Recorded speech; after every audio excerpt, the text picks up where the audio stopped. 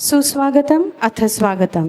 लठ education society उपस्थित सर्व मान्यवरांचं सहर्ष स्वागत करत आहे. आज लठे एज्युकेशन सोसायटीच्या जिमखाना हॉलचे advocate S Patil cultural centre असा नामकरण सोहळा इथं संपन्न होत आहे.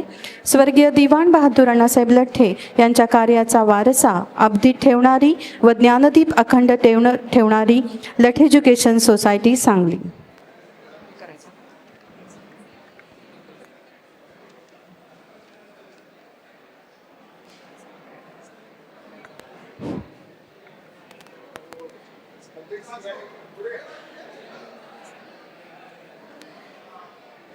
अमृत महोत्सव साजरा करणारी लठ एज्युकेशन सोसायटी एक आदर्श परंपरा, एक मूल्यनिष्ठ वाटचाल आणि शिक्षणाच्या माध्यमातून एक आदर्श पिढी समाज घडवण्याचा अखंड ध्यास याचं मूर्त रूप म्हणजेच लठ एज्युकेशन सोसायटी. आजच्या कार्यक्रमाचे प्रमुख अतिथी माननीय सरदार राजेखान तांबोळी जिल्हा न्यायाधीश 1 सातारा यांच्या शुभ हस्ते व सर्व मान्यवरांच्या हस्ते प्रतिमापूजन आणि वृक्ष जलार्घ्य संपन्न होत आहे.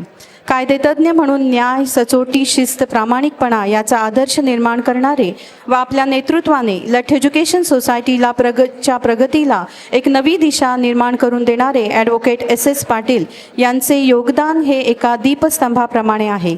आज त्यांच्या नावाने कल्चरल सेंटरचे नामकरण होणे म्हणजे त्यांच्या कार्याला दिलेली एक कृतज्ञ आदरांजली होय. निसर्ग हा आपल्या अस्तित्वाचा पाया आहे आणि त्याचं संवर्धन ही आपली जबाबदारी. आज या प्रसंगी लठ एज्युकेशन सोसायटीने निसर्ग संवर्धनाचा संदेश देण्यासाठी उचललेले पाऊल म्हणजेच वृक्ष जलार्घ्य. आजच्या कार्यक्रमाचे प्रमुख अतिथी व इतर सर्व मान्यवर यांच्या शुभ हस्ते प्रतिमापूजन आणि वृक्ष जलार्घ्य संपन्न होत आहे. आज या कार्यक्रमासाठी उपस्थित आजच्या कार्यक्रमाचे प्रमुख अतिथी, त्याचबरोबर कार्यक्रमाचे अध्यक्ष माननीय राजीव पाटील, अध्यक्ष गव्हर्निंग काउन्सिल लठ एज्युकेशन सोसायटी सांगली, संस्थेचे मॅनेजिंग काउन्सिलचे चेअरमन माननीय शांतीनाथ कांते, व्हाईस चेअरमन माननीय चंद्रकांत पाटील, मानद सचिव माननीय सुहास पाटील, खजिनदार माननीय भालचंद्र पाटील, माननीय architect doctor Pramod Chougule, chairman विश्वस्त समिती सांगली या सर्वांच्या उपस्थित, त्याचबरोबर आज इथे उपस्थित असलेले माननीय माजी प्राचार्य विजय कुमार चौगुले, सदस्य मॅनेजिंग व गव्हर्निंग काउन्सिल लठ एज्युकेशन सोसायटी सांगली, त्याचबरोबर संस्थेचे माजी व्हाईस चेअरमन माननीय पाटील सर, या सर्वांच्या उपस्थितीत हा सोहळा इथं संपन्न होत आहे.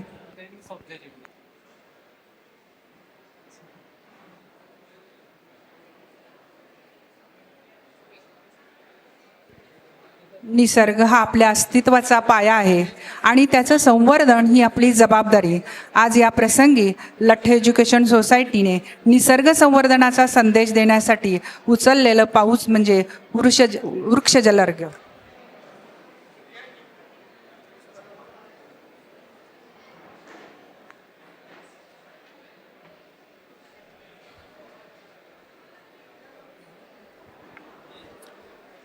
सर्व मान्यवरांना मी विनंती करते की त्यांनी व्यासपीठावर स्थानापन्न व्हायचं आहे.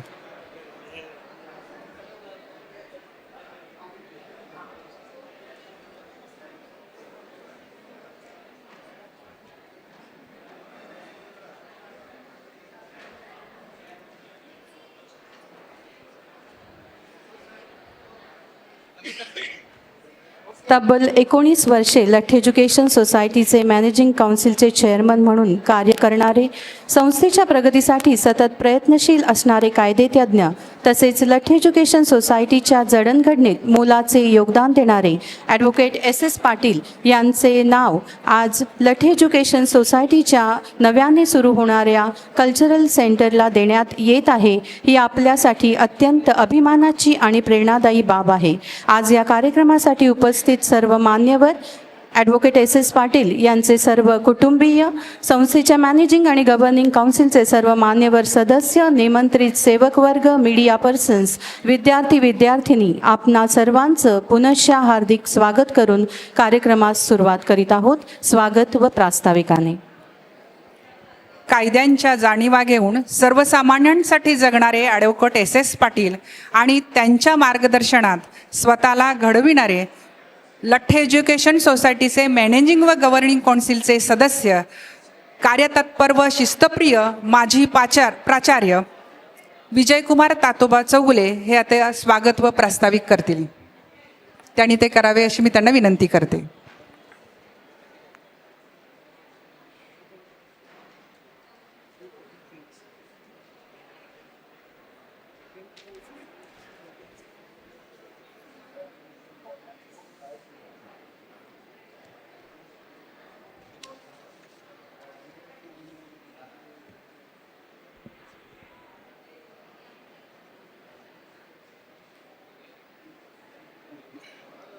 आजच्या या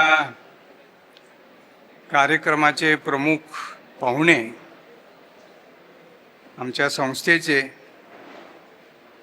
NS लॉ कॉलेजचे आणि माझे विद्यार्थी राजेकांत तांबोळी साहेब. मी त्यांना साहेब म्हणतो विद्यार्थी असले तरी, कारण आज इथं ते साहेब म्हणूनच उपस्थित आहेत. या कार्यक्रमाचे अध्यक्ष, संस्थेचे गव्हर्निंग काउन्सिलचे अध्यक्ष राजू पाटील,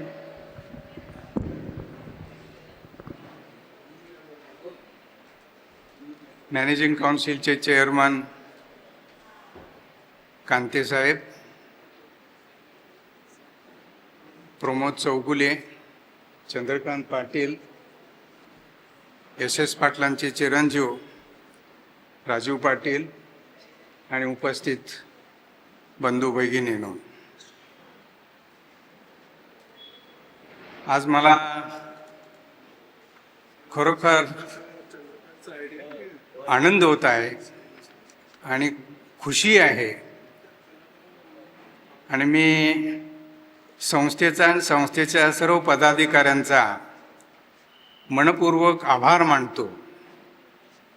कारण ज्या व्यक्तीनं ही 25 वर्ष होऊन गेलेली आहेत, तुम्हाला नवीन जी पिढी आहे त्या कोणाला माहीत नाही आहे. SS पाटील या संस्थेचे चेअरमन 25 वर्षापूर्वी होते.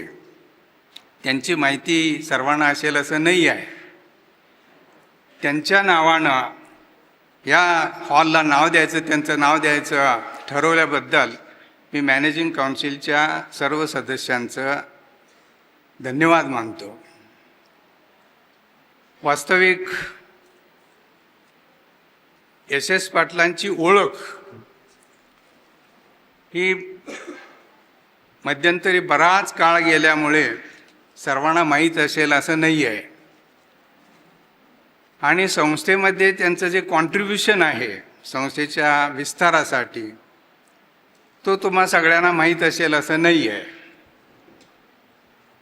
त्यांच्याबरोबर मी काम केलेलं आहे, त्यामुळं त्यांच्या काम काय होतं आणि त्यांनी काय केलेलं आहे हे तुमच्या लक्षात येईल. आपली संस्था 1951 साली स्थापन झाली. संस्था स्थापन झाल्यानंतर त्या संस्थेला स्थापनेच्या वेळी कळंत्री अक्काने आपल्या 3 ज्या बेसिक म्हणजे DED कॉलेज, प्राथमिक शाळा आणि शिशुविहार असे 3 ज्या शाखा होत्या त्या दिल्या आणि ही शाळा हे संस्था सुरू झाली. त्यानंतर जवळजवळ 60पर्यंत संस्थेचा फारसा काय विकास झालेला नव्हता. 60 ते 70 हा तुम्हा सर्वांना माहिती असावं, कारण कोण काय केलेलं आहे, आपण ज्यांचं नाव देतो त्यांचं काय कार्य आहे. 2-3 महिन्यापूर्वी केशवराव चौगुल्यांचं नाव दिलेलं आहे, त्यांचं काय कार्य होतं हे तुम्हाला माहीत असावं म्हणून मी मुद्दाम हे सांगतोय. 2060 ते 70 या दशकामध्ये 3-4 शाखाच मुख्य होत्या त्या निघाल्या. एक म्हणजे सांगली कॉलेज, आत्ताचं कस्तुरबाई वालचंद कॉलेज, हे 1963 साली सुरू झालं. 1969 साली लॉ कॉलेज सुरू झालं आणि 70 साली GA कॉलेज ऑफ कॉमर्स. हे 3 शाखा मोठ्या उच्च शिक्षणाच्या सुरू झालेल्या होत्या. त्यानंतर त्या कालावधीमध्ये जवळजवळ मला वाटतं 75पर्यंत 3 लोक काम करत होते. मी सगळं बघितलेलं आहे, मला अनुभव आहे म्हणून मी सांगतो. मुख्य 3 लोक होते. त्यामध्ये केशवराव चौगुले काही वेळा मॅनेजिंग काउन्सिलचे चेअरमन, व्हाईस चेअरमन हे असे होते. म्हणजे मी चेअरमन झालो, व्हाईस चेअरमन का हो असं नाही. आणि नंतर ते जवळजवळ 25 वर्ष संस्थेचे अध्यक्ष, गव्हर्निंग काउन्सिलचे अध्यक्ष होते. सुरुवातीच्या कालखंडामध्ये गव्हर्निंग काउन्सिल नव्हतं, फक्त मॅनेजिंग काउन्सिल होतं. आणि 65 नंतर गव्हर्निंग काउन्सिल झालं आणि त्यानंतर केशवराव चौगुले अध्यक्ष झालेले होते. 60 ते 70 आणि सुरुवातीला 55 पासून पुढं, सुरुवातीच्या कालावधीमध्ये फारसं काय नाही, 55 पासून पुढं 3 लोकांचं कॉन्ट्रीब्युशन फार मोठं आहे. त्यामध्ये एक केशवराव चौगुले, 2 बी चौधरी आणि 3 BS कोरे म्हणून, ॲडव्होकेट BS कोरे. हे तिघंही कायदा क्षेत्रातले लोक होते. आणि या तिघांनी त्यावेळी मला वाटतं BS कोरे हे जवळजवळ 8-10 वर्ष 9 वर्ष या संस्थेचे चेअरमन होते. आणि त्या कालावधीत त्यांनी ह्या ज्या आता मी ज्या 3 शाखा सांगितल्या ह्या सुरुवातीला त्यांच्या ह्याच्यामध्ये झालेल्या आहेत. त्या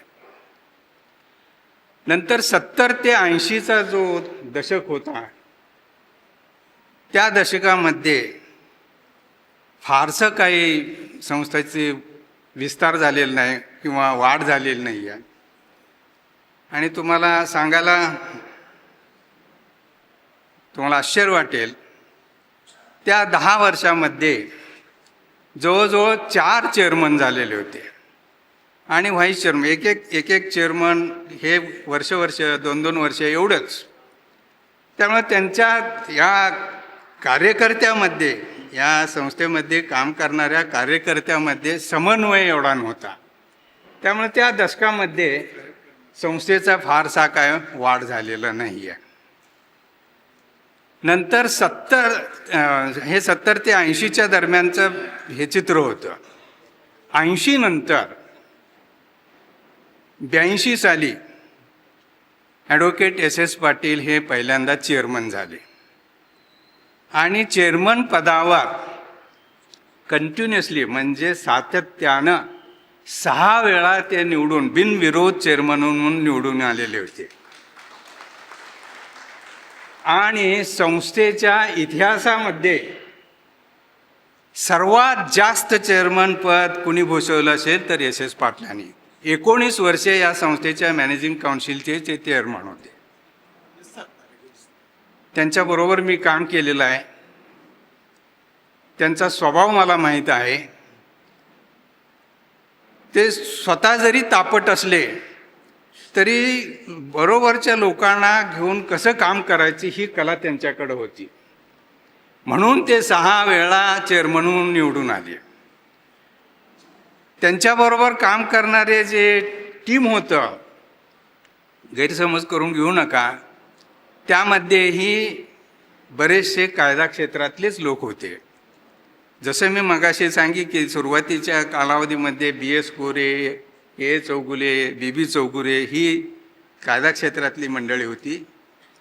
तसं यांच्याबरोबर सुद्धा काम करणारी जी मंडळी होती त्यामध्ये ॲडव्होकेट BD पाटील होते, ॲडव्होकेट SY गुंडे होते, रिटायर्ड जज CT पाटील होते, खेमलापुरे होते, सकळे होते. हे सगळे ॲडव्होकेट्स म्हणजे कायदा क्षेत्रामध्ये काम करणारी मंडळी होती. आणि यांना बरोबर घेऊन त्यांनी संस्थेमध्ये काम केलेलं आहे. आता 82-83 मध्ये ज्यावेळी विनाअनुदान तत्वाचं धोरण शासनानं आखलं, जाहीर केलं, वसंतदादा पाटील त्यावेळी मुख्यमंत्री होते. त्या विनाअनुदान धोरणाचा फायदा घेऊन SS पाटील, मला आठवतं SS पाटील, TK पाटील ही जोडी आणि यांच्याबरोबर मी काय मुंबईला कुठेही जायचं तर त्यांच्याबरोबर मी ज्युनियर म्हणून त्यांच्या बरोबर असणार. तर त्या 2-3 वर्षां त्या 82-83 मध्ये विनाअनुदान तत्वाचं जे धोरण आलं त्यामध्ये नाईट कॉलेज, घोडावत कन्या महाविद्यालय ही 2 महाविद्यालय, पॉलिटेक्निक, नंतर राजमती कन्या शाळा आणि कळंत्री अक्का शाळा अशा 5-6 शाखा त्यावेळी विनाअनुदान तत्वावर सुरू करायचं धाडस केलं आणि ते सुरू झालं. आज ती प्रत्येक शाखा ही अनुदानित तत्वावर आहे आणि त्यामध्ये काम करणाऱ्या प्रत्येक कर्मचाऱ्यानं हे लक्षात ठेवलं पाहिजे की ते अनुदान मिळवण्यासाठी काय काय प्रयत्न केलेले आहेत. आणि त्यात मुख्य पुढं होते ते SS पाटील आणि TK पाटील. ह्या दोघांच्यामुळं या शाखा झाल्या आणि त्यांचा विस्तार यांच्यामुळं झालेला आहे. SS पाटील 82-83ला चेअरमन झाल्यानंतर ही घोडदौड जी सुरू होती, जवळजवळ त्यांच्या कालखंडामध्ये म्हणजे त्यांच्या ह्याच्यामध्ये जवळजवळ 18-19 शाखा निर्माण झालेल्या आहेत. मी सगळ्यांची नावं घेत नाही आहेत. 18-19 शाखांचा विस्तार झालेला आहे. आणि म्हणून हे आजच्या पिढीला, आजच्या लोकांना यातलं काय माहीत नाही आहे, म्हणून हे मुद्दा मी सांगतो.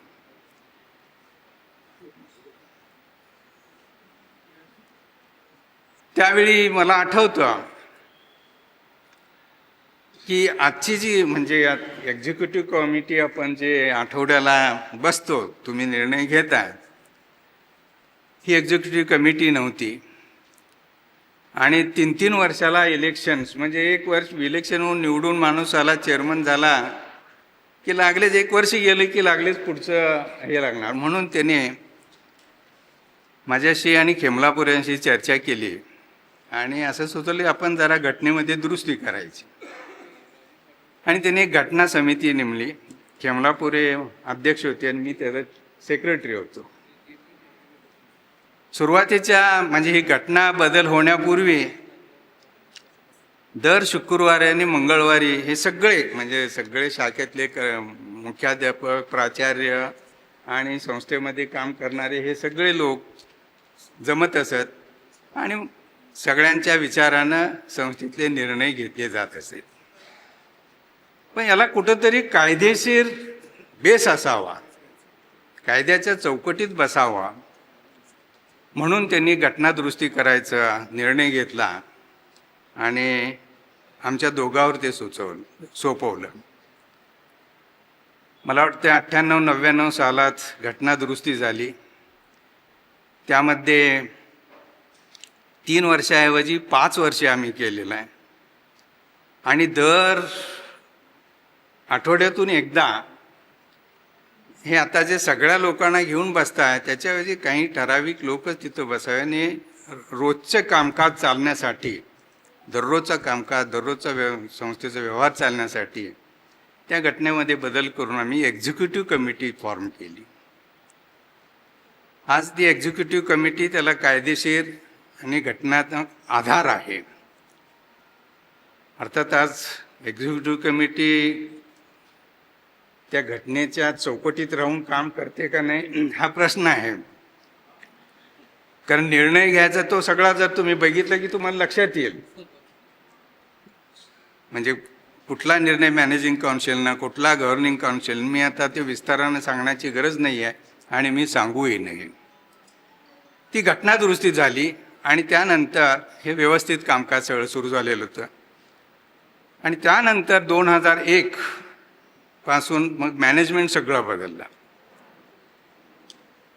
मी त्यांच्याबरोबर काम करत असताना माझ्यावर त्यांनी इतका विश्वास दाखवला होता की त्यांनी माझ्याशी चर्चा करून रोटरी क्लबची एक स्थापना करायची, एक शाखा काढायची त्यांनी ठरवलं. आणि मला वाटतं 85-86च्या दरम्यान rotary club of Sangli central म्हणून आम्ही विश्रामबागच्या दरम्यान तिथं सुरू केलेलं होतं. त्याचे ते पहिले चेअरमन होते आणि मला त्यांनी सेक्रेटरी काम म्हणून दिलेलं होतं. आणि ते क्लब आम्ही सुरू केला, सुरूही झाला. जवळजवळ 10 वर्ष मी त्यामध्ये होतो. नंतर मी त्यामध्ये फारसं काय हे घेतलेलं नाही, रस घेतलेला नव्हता. त्यांनीही ते सोडून दिलं. त्यांचं आणखीन एक चांगलं कार्य काय असेल तर लॉ कॉलेजच्या उभारणीमध्ये. मला आठवतं त्यावेळी संस्थेचा सोर्स ऑफ इन्कम हा निराळा होता. म्हणजे समाजामधून जो पैसा येत होता देणगी रूपानं, त्याच्या आधारे म्हणजे घरोघरी जाऊन देणग्या गोळा करणं आणि त्याचा संस्थेसाठी उपयोग करणं असा हा होता. तर लॉ कॉलेजचं बांधकाम आम्ही सुरू केलं, नवीन बिल्डिंगचं बांधकाम सुरू केल्यानंतर मला आठवतं एस पाटील स्वतः आणि आम्ही 3-4 लॉ कॉलेजमध्ये जे प्राध्यापक आणि होते त्या सर्व मिळून आम्ही माजी विद्यार्थ्यांच्याने जे समाजामध्ये दानचू व्यक्ती आहेत त्यांना भेटून आम्ही देणग्या गोळा केल्या आणि पूर्णपणे देणगीतून, बाहेरच्या देणगीतून ही बिल्डिंग उभा राहिलेली आहे. त्याला खरं कारणीभूत हे एस पाटीलच आहे. आमच्या महाविद्यालयाचे, कायदा महाविद्यालयाचे ते जवळजवळ शेवटपर्यंत, अगदी ज्याच्यापर्यंत लोकल कमिटीचे चेअरमन होते, त्यांच्या मार्गदर्शनाखाली त्या महाविद्यालयाचा विस्तारही झालेला आहे, डेव्हलपमेंट झालेलं आहे.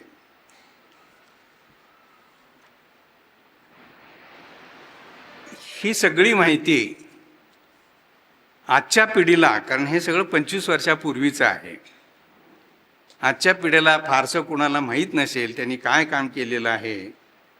काही वेळा ही चर्चाही होते, त्यांचं नाव काय दिलेलं आहे, वर के चौगल्यांचं का नाव दिलेलं आहे.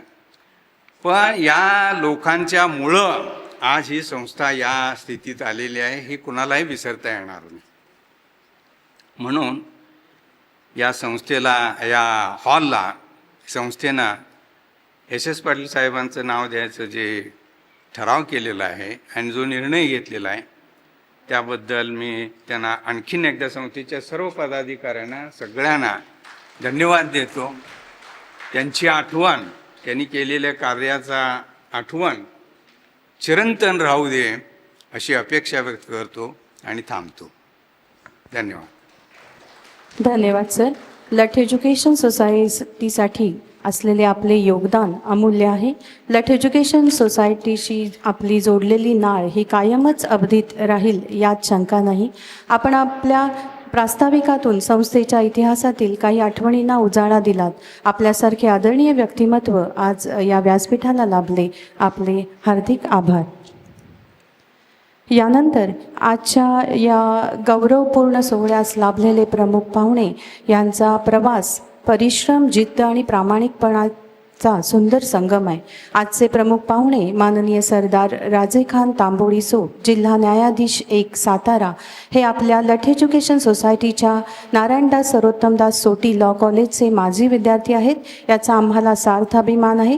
त्यांचा सविस्तर परिचय करून देण्यासाठी मी विनंती करते माननीय डॉक्टर अमित सवदी, प्राचार्य NS CT law college, Sangli.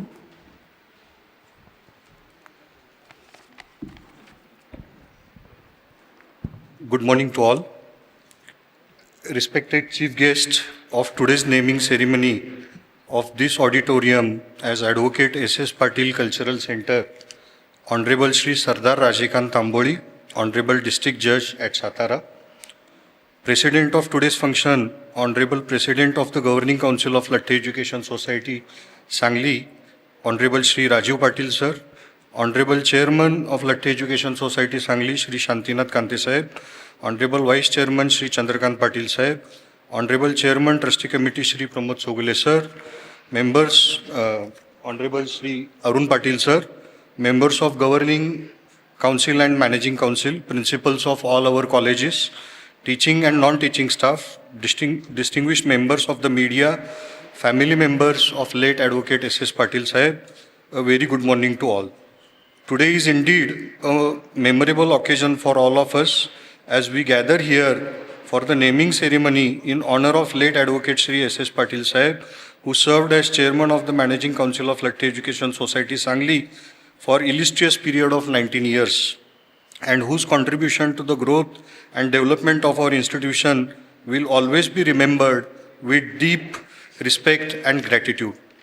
On this prestigious occasion, it is my proud privilege and honor to introduce our chief guest for today's function, Honorable Shri Sardar Rajikant Tamboli Sahib, District and Sessions Judge at Satara. Honorable Chief Guest Sir is not just a distinguished judicial officer, but also a proud alumnus of our very own NSOT Law College, Sangli. His journey from being a student of this institution to occupying this prestigious position in the judiciary is truly inspiring and matter of immense pride for all of us. Sir has completed his LLB from our college in the year 1994, securing first rank in our college and third rank in the Order of Merit of Shivaji University, Kolhapur.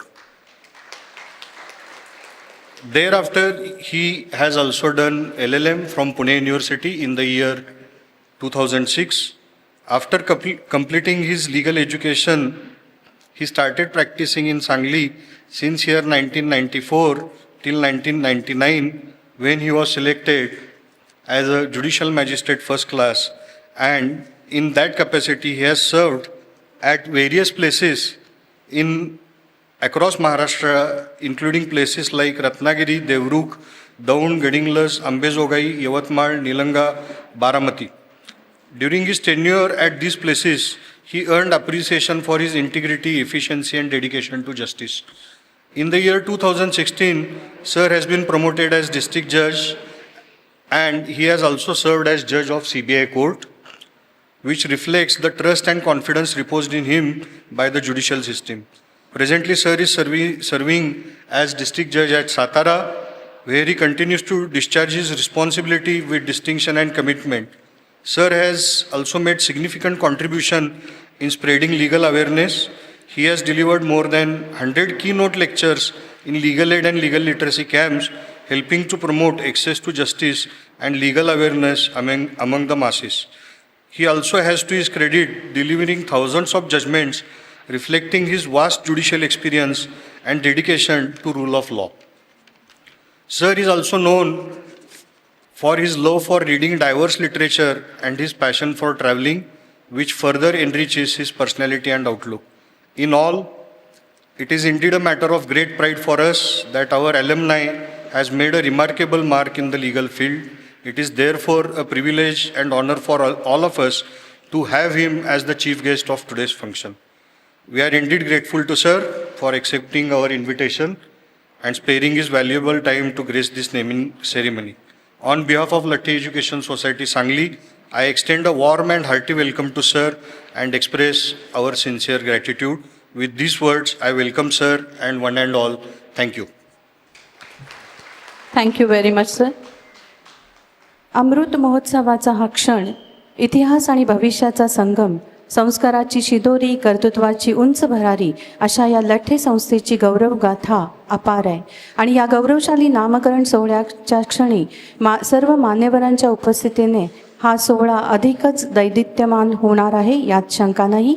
आज इथे उपस्थित असलेले आजच्या कार्यक्रमाचे प्रमुख अतिथी माननीय सरदार राजेखान Tamboli so, जिल्हा न्यायाधीश यांचा स्वागत सत्कार आता लठ एज्युकेशन सोसायटीतर्फे संपन्न होतोय. मी विनंती करते लठ एज्युकेशन सोसायटीचे गव्हर्निंग काउन्सिलचे अध्यक्ष माननीय राजीव पाटील यांनी आपल्या शुभ हस्ते हा सत्कार संपन्न करावा.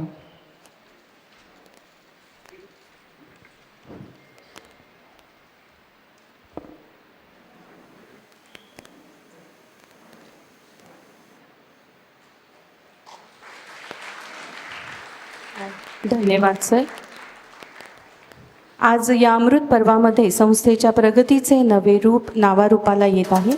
अत्याधुनिक, भव्य आणि देखण्या अशा इमारतींच्या रूपाने संस्थेच्या दूरदृष्टीची, नियोजनाची आणि उत्कृष्टतेच्या ध्यासाची घौडदौड अशीच अबाधित राहणार आहे, यात शंका नाही. यासाठी संस्थेला वेळोवेळी आपले महत्त्वपूर्ण योगदान देणाऱ्या व्यक्तिमत्वाचा आता इथं प्राथमिक स्वरूपात आपण सत्कार करणार आहोत.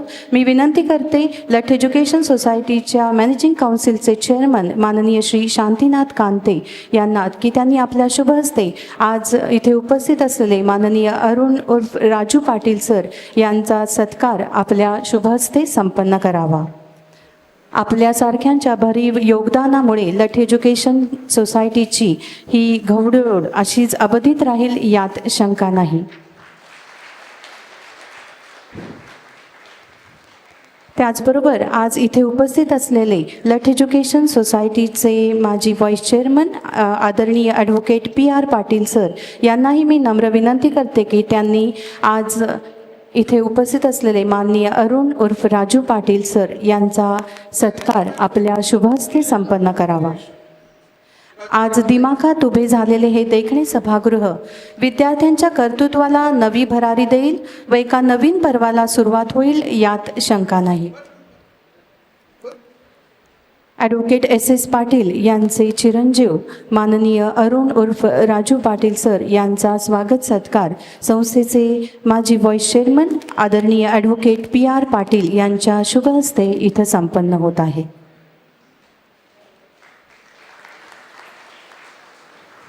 माननीय अरुण पाटील गव्हर्निंग व व्यवस्थापकीय समिती मेंबर लठ एज्युकेशन सोसायटी सांगली यांचा हा सत्कार इथं संपन्न होतोय. धन्यवाद. ॲडव्होकेट एस पाटील हे धामणी गावातल्या सर्वसामान्य शेतकरी कुटुंबात जन्माला आले. जनसामान्य लोकांच्या न्यायासाठी ते लढले. ते सगळ्यांना आपले वाटले म्हणूनच ते अनेकांचे बाप्पा झाले. गरिबांचा वकील म्हणून काम करताना फी सुद्धा हप्त्यात घेतले. आपल्या आशिलाला तारखेची आठवण करून दिली. शेवटच्या श्वासापर्यंत वकिली करताना त्यांचे गुरु कायदेपंडित केशवराव तात्या चौगुले यांची शिस्त, करारीबाणा आणि संवेदनशीलता जोपासत 15 वर्ष सरकारी वकील म्हणून काम केले. बाप्पांना पुस्तक वाचनाची प्रचंड आवड होती. त्यांचे घर आणि ऑफिस हे कायद्याच्या पुस्तकांचे ग्रंथालय होते. म्हणूनच इथे येणाऱ्या प्रत्येक व्यक्तीचं आदरातिथ्य झालं. आपले गुरु ॲडव्होकेट केशवराव तात्या चौगुले यांच्या मार्गदर्शनाखाली व TK पाटील यांच्या समवेत लठ्ठ एज्युकेशन सोसायटीच्या गव्हर्निंग आणि मॅनेजिंग कौन्सिलमध्ये काम करायला त्यांनी सुरुवात केली. सन 1982 ते 2001 या 19 वर्षाच्या काळात लठ्ठे मॅनेजिंग कौन्सिलचे ते चेअरमन होते. महाराष्ट्र राज्य शिक्षण संस्था महामंडळाचे ते 5 वर्ष अध्यक्ष होते. Latthe polytechnical, night college, Kalantre Akka Vidyamandir, Nandgiri high school, English medium Jaysingpur, कृषी शाळा दत्तवाड अशा 18 शाखांचा जन्म याच काळात झाला. संस्थेच्या संस्थात्मक आणि गुणात्मक विकासाला खूप मोठे योगदान मिळाले. सांगली हायस्कूल सांगलीची कायम मालकी मिळविताना व लठ्ठ एज्युकेशन सोसायटीचे नाव सरकार दरबारी रेकॉर्ड सदरी करून घेण्याचे ऐतिहासिक काम त्यांनी केले. एक माणूस म्हणून, एक कायदेपंडित म्हणून आणि एक चेअरमन म्हणून संस्थेचा विकास, विस्तार आणि प्रतिष्ठा यामध्ये दिलेल्या अनमोल योगदानाचा विचार करून लठ्ठ एज्युकेशन सोसायटी ही नव्याने बांधलेल्या जिमखाना हॉलला advocate S Patil cultural centre Sangli असे नामकरण करून ऋण व्यक्त करीत आहे.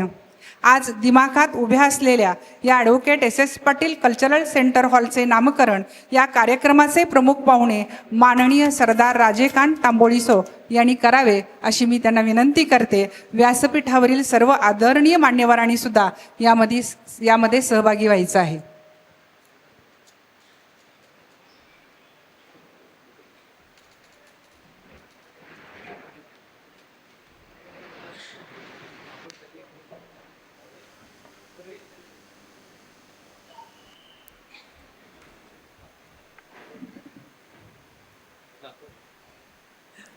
वीराचार्य बाबासाहेब कुचनुरे ज्यांचे शिष्य होते ते ॲडव्होकेट एस पाटील साहेब. शेतीतज्ञ म्हणून ज्यांची ओळख होती ते ॲडव्होकेट एस पाटील साहेब.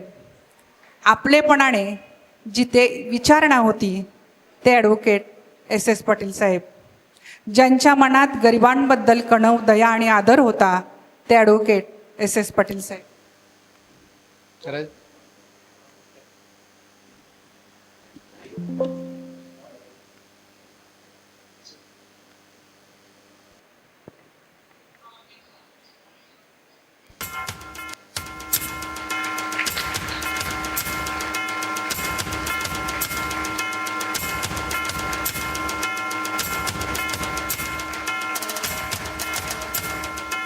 क्षण हा तोच असतो जो इतिहासाच्या पानांवर सुवर्णाक्षरांनी कोरला जातो आणि आज आपण या गौरवशाली क्षणाचे साक्षीदार झाले आहोत. आजच्या ब्लड एज्युकेशन सोसायटीच्या जिमखाना हॉलचे advocate S Patil cultural centre असे नामकरण आजच्या कार्यक्रमाचे प्रमुख अतिथी व इतर सर्व मान्यवर यांच्या उपस्थितीत संपन्न झालेले आहे.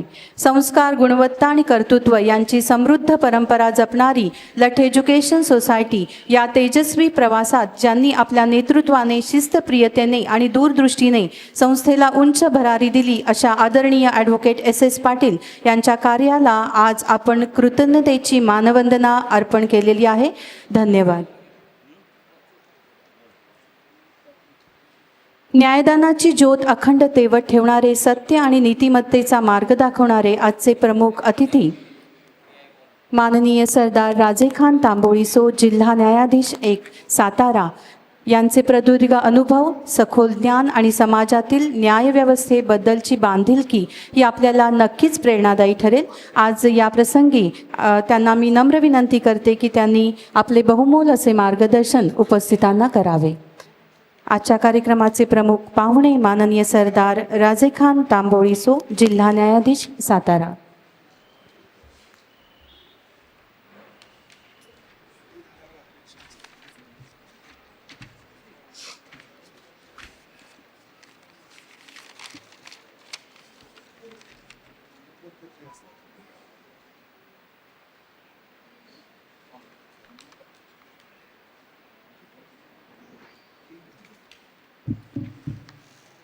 या कार्यक्रमाचे अध्यक्ष माननीय राजीव पाटील, अध्यक्ष गव्हर्निंग काउन्सिल लट्टे एज्युकेशन सोसायटी सांगली, त्याचबरोबर संस्थेचे चेअरमन माननीय शांतिकांत कांते, माननीय चंद्रकांत पाटील व्हाईस चेअरमन, माननीय सुहास पाटील सेक्रेटरी, माननीय आर्किटेक्ट प्रमोद चौगुले चेअरमन विश्वस्त समिती, माननीय VT चौगुले माजी प्राचार्य व सदस्य मॅनेजिंग काउन्सिल, माननीय अरुण पाटील व व्यासपीठावरचे इतर मान्यवर व जमलेले सर्व प्राध्यापक, कर्मचारी, पाटील साहेबांचे कुटुंबीय, कॉलेजचे विद्यार्थी व समस्त बंधू भगिनींनो, त्याचबरोबर माझ्याबरोबर काम करणारे माझे सहकारी मित्र, वकील मित्रमंडळी, आजचा दिवस हा मोठा महत्त्वाचा आहे. आजचा हा समारंभ अभिमानाचा, भावनिक, ऐतिहासिक क्षण आहे. स्वर्गीय ॲडव्होकेट एस पाटील यांच्या पुण्यतिथीनिमित्त लट्टे एज्युकेशन सोसायटीच्या सांस्कृतिक हॉलला advocate S Patil cultural centre हे नामकरण होत आहे.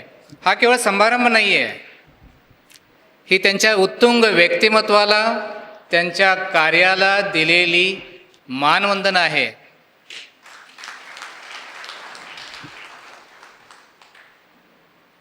आणि अशी मानवंदना देण्याचा संस्थेच्या मनामध्ये विचार आला आणि संस्थेनं तो विचार राबवला, आणि म्हणून मी आपल्या सगळ्यातर्फे संस्थेचं हार्दिक अभिनंदन करतो. साहेबांचं व्यक्तिमत्व वादळी, एकाबरोबर दुसऱ्याच बाजूला स्थिर. वादळी असंच असतं, स्थिर असतं आणि वादळी असतं.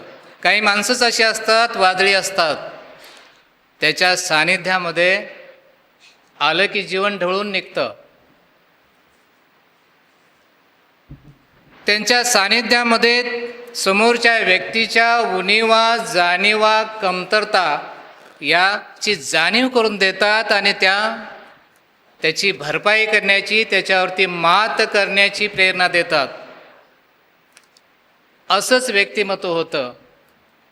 तसंच माझ घरातला नंदादीप कसा शांतपणे तेवत असतो आणि आपल्या परिघामध्ये येणाऱ्या प्रत्येकाचं आयुष्य तेजोमय करत असतो, प्रकाशमय करत असतो. साहेबांच्या बाबतीत तर मी असं म्हणेन, त्यांच्या परिघामध्ये आलेल्या आणि परिघाबाहेरच्या असंख्य लोकांचं जीवन हे तेजोमय आणि प्रकाशमय केलेलं आहे. आणि अशा व्यक्तीच्या नामकरणाची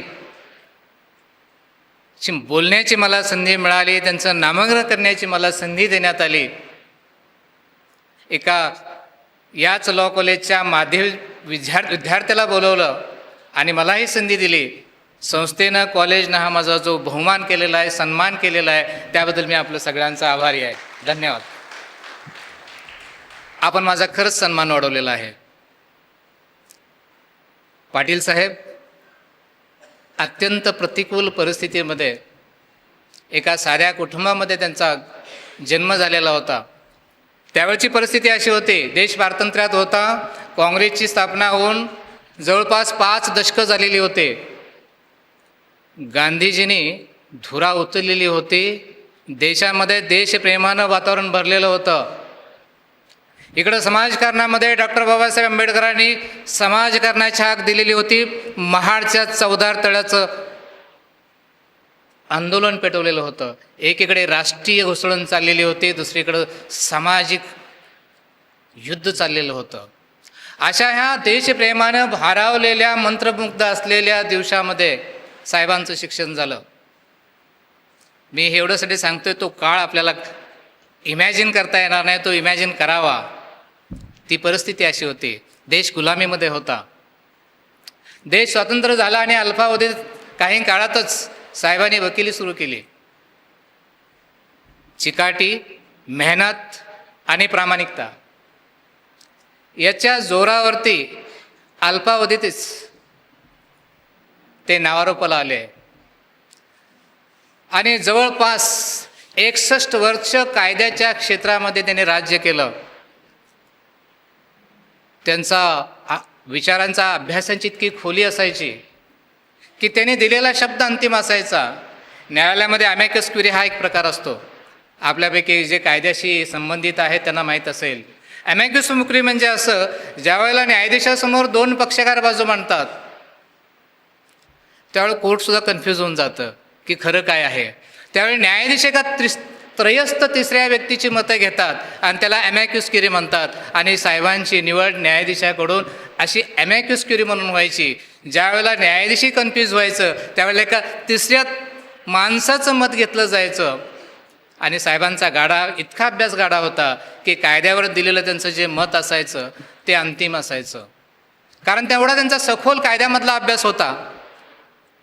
आणि त्यामुळंच सांगली क्षेत्रातली व त्याच्या आजूबाजूच्या पंचक्रोशीमधले जेवढे क्लिष्ट कायदेशीर समस्या असायच्या त्यावरती साहेबांचं भाष्य अंतिम असायचं. साहेबांना बोलवून यायचं आणि साहेबांच्या बाजूने झालेले जे निर्णय होते ते अगदी सर्वोच्च न्यायालयापर्यंत टिकले. हे त्यांच्या मेहनतीचं, त्यांची जी विद्वत्ता होती, कायद्याचा जो सखोल अभ्यास होता, त्या सखोल अभ्यासाचं ते यश होतं. त्याचबरोबर वकिली क्षेत्रामध्ये काम करत असताना 1978 ते 92पर्यंत त्यांनी सरकारी वकील म्हणून काम केलं. त्यातले 5 वर्ष ते जिल्ह्याचे प्रमुख सरकारी वकील राहिले. गुन्हेगारी क्षेत्राचा एक नियम असतो, समाजामध्ये एक नियम असतो. शिक्षा जशा वाढायला लागतात ना तसे गुन्हे कमी व्हायला लागतात. साहेब जसे सरकारी वकील म्हणून काम करायला लागले त्यांच्या काळामध्ये शिक्षेचं प्रमाण वाढलं आणि परिणाम असा झाला की सांगलीमधल्या गुन्हेगारी क्षेत्रावरती वचक निर्माण झाला, एक आदरयुक्त भीती निर्माण झाली. आणि ही त्यांच्या कार्याची पोच होती की त्यांच्या कालखंडामध्ये हे शक्य झालं. याचबरोबर वकिलीशिवाय त्यांनी संस्थेशी त्यांची नाळ जोडलेली होते. आत्ताच माननीय VT चौगुले सरांनी सांगितलं, संस्थेमध्ये त्यांनी 19 वर्ष काम केलं. असं म्हणतात की माणूस कधी संस्थेपेक्षा मोठा असत नाही, पण एखादी व्यक्तीच जर संस्था असेल एखादी व्यक्ती जर स्वतःमध्ये संस्था असेल आणि ती व्यक्ती जर दुसऱ्या संस्थेसाठी काम करत असेल, त्याच्या ध्येयधोरणाशी जर एकरूप होत असेल, तर त्या संस्थेचा विकास आणि विस्तार झाल्याशिवाय राहत नाही. लट्टे एज्युकेशन सोसायटी हे त्याचं मूर्तिमंत उदाहरण आहे. साहेबांच्या कालखंडामध्ये सोसायटीच्या असंख्य शाखा निर्माण झाल्या. साहेबांचं त्याच्या पाठीमागं लोकांशी जोडलेली नाळ होती. समाजामध्ये कुठल्या ठिकाणी गरज आहे त्या गरजा ओळखून माणसाला जोडून त्या ठिकाणी संस्था उभारण्याचं काम केलं. लोकांच्या मध्ये लोकवर्गणी गोळा करून शाखा निर्माण केल्या. या करताना त्यांनी आर्थिक नियोजन केलं. सांगली हायस्कूलच्या 7/12वरती या संस्थेचा नावाचा शिक्कामोर्तब केला. वेगवेगळ्या शाखेना अनुदान मिळण्यासाठी, संस्थेला अल्पसंख्यकचा दर्जा मिळवण्यासाठी साहेबांनी मेहनत घेतली. शासन दरबारी प्रयत्न केले. प्रसंगी कोर्टामध्ये गेले. कायद्यामध्ये जेवढी शस्त्र आहेत त्या सर्व शस्त्राचा त्यांनी पुरेपूर वापर केला आणि त्याच्यामुळंच संस्था ही विस्तार झाला आणि त्याचं श्रेय निश्चितच साहेबांना जातं. त्याचबरोबर या संस्थेसाठी साहेबांच्याबरोबर इतरही दिग्गज व्यक्तीने काम केलेलं होतं. जसं माननीय चौगुले सरांनी सांगितलं की केशवराव चौगुले होते, अण्णासाहेब लट्टे होते आणि इतरही दिग्गज होते, ज्यांनी या संस्थेचा पाया घातला आणि त्याला शिखरावरती नेण्यासाठी पाटील साहेबांनी अहोरात्र प्रयत्न केले आणि तो प्रयत्न पुढच्याही कमिटीकडून असाच चालू आहे. त्यामुळे संस्था ही विस्तारत चाललेली आहे. संस्थेचा विकास होत आहे. या संस्थेमधून हजारो लाखो विद्यार्थी बाहेर पडलेले आहेत.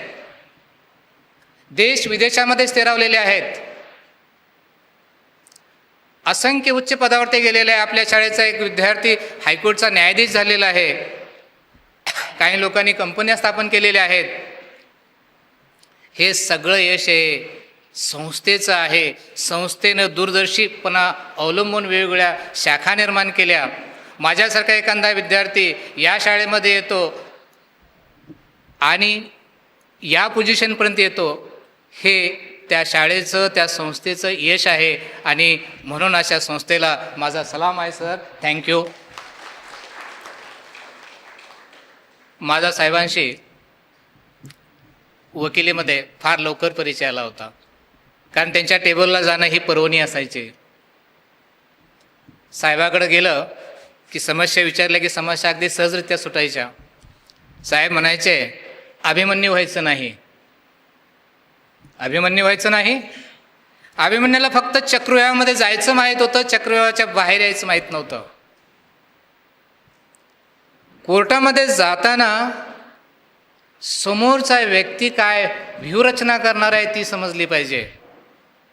मग तो कुठलाही दावा असो, भाडेकरूचा असो, 2 पार्टिशनचा असो की आणखी कुठलाही वाद असो, समोरच्या व्यक्ती आपल्यावरती काय हल्ला करणार आहे हे जर आपल्याला कळलं नाही तर आपण ती व्यूहरचना पार करू शकत नाही.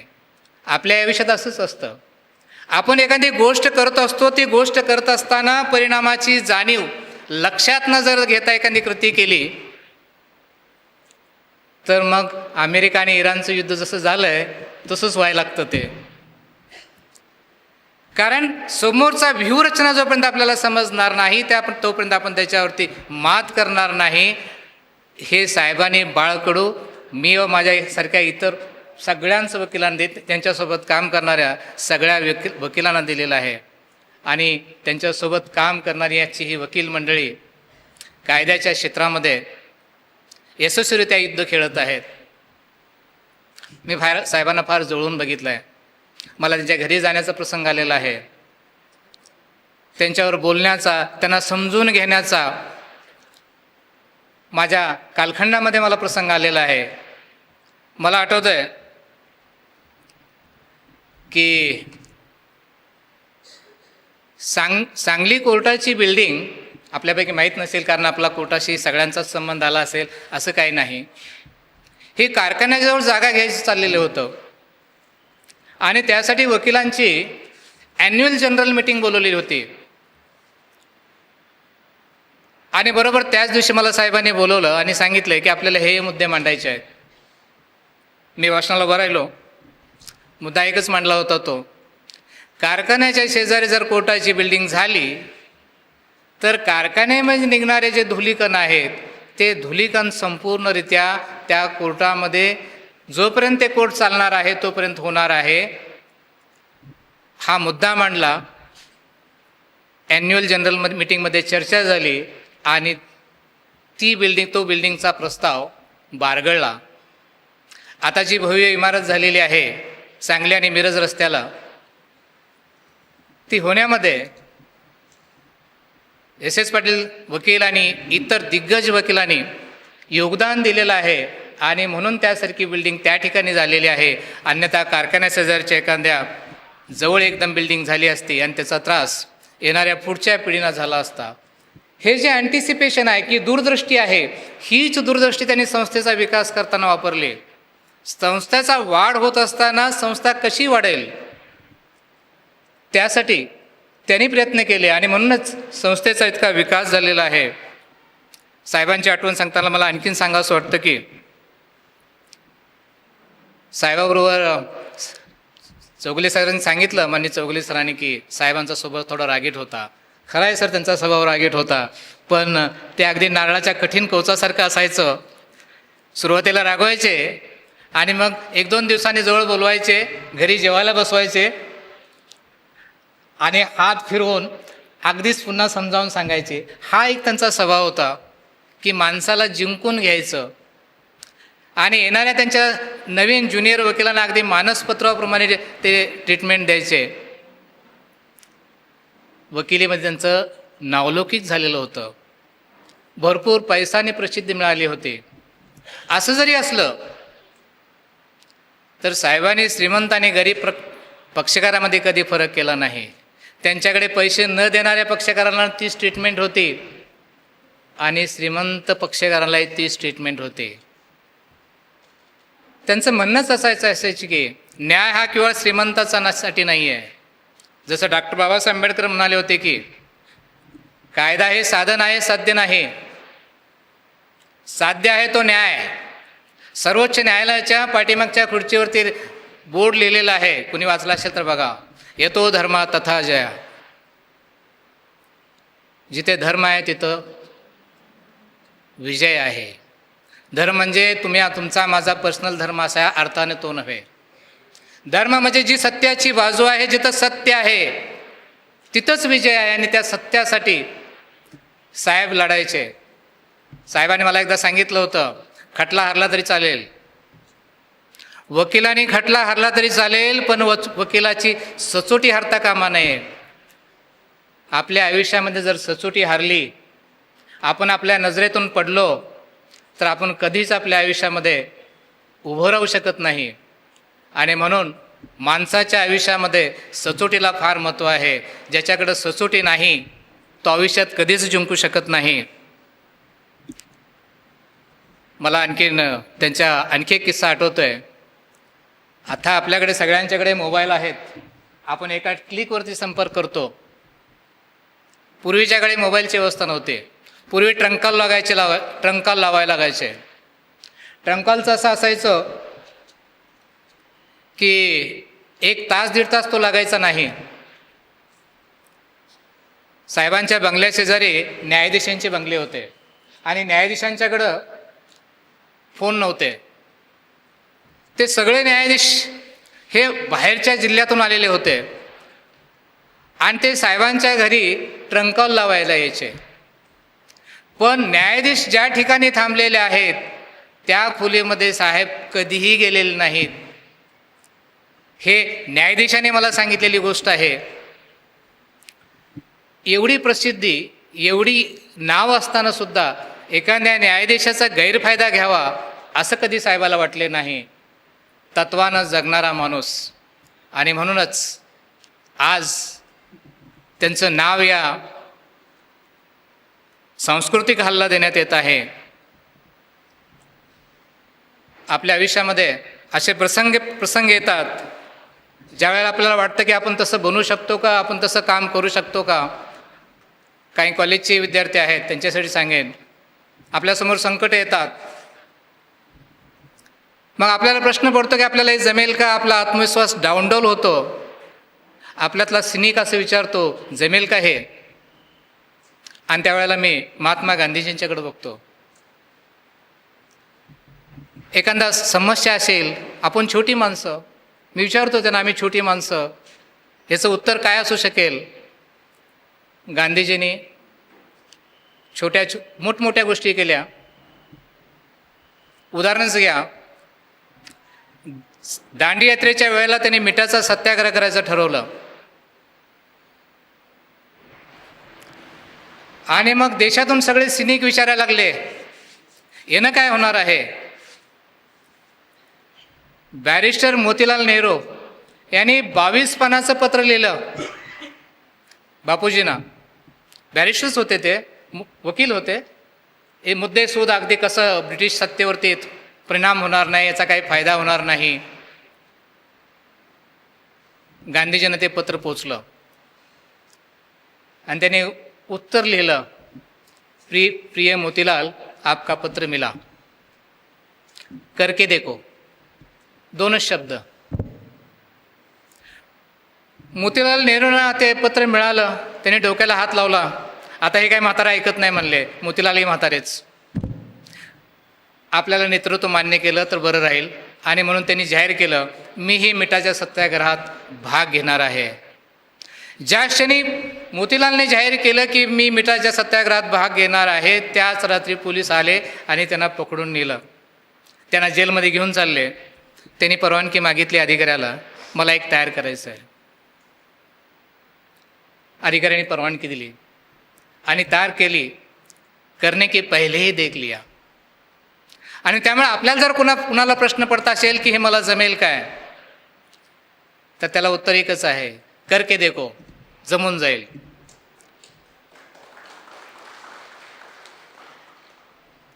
आणि आपल्या आयुष्यामध्ये आपण 100% कधीच देत नाही.